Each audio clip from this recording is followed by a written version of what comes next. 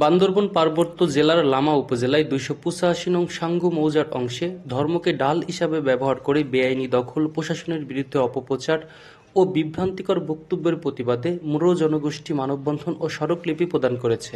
বুধবার সকাল 10:30টায় ফাঁসিখালী ইউনিয়নের সাঙ্গু মৌজায় শতাধিক মুরো জনগোষ্ঠী মানববন্ধন করে উপজেলা নির্বাহী অফিসারের মাধ্যমে জেলা প্রশাসকের কাছে স্মারকলিপি জমা দেয়। স্মারকলিপিতে বলা হয়, আলীকদমের উত্তর উইচারা ভিক্ষু ও তৈন মৌজার হেডম্যান মঙ্কানু মারমার মারাইনতং পাহাড়ে রিসোর্ট নির্মাণের উদ্দেশ্যে মুরোদের উচ্ছেদ, ভয়ভীতি প্রদর্শন ও চাঁদা দাবি করে আসছেন। মুরোরা চাঁদা না দেওয়ায় তাদের জুমঘর ভাঙচুর ও লুটপাট ও হামলার ঘটনা ঘটে।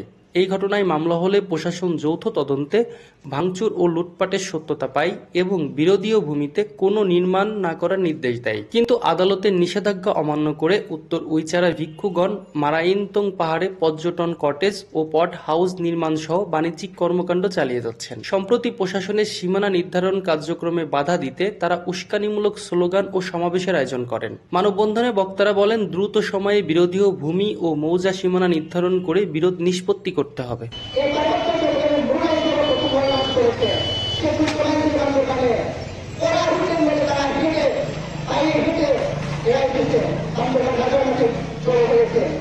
আমরা যে আমরা সেখান থেকে তাড়িয়ে দিতে সক্ষম হয়েছি। বর্তমানে সেখানে আমরা একটা আক্রমণ বা অনার্থ শিশুদেরকে পড়ানো করে একটা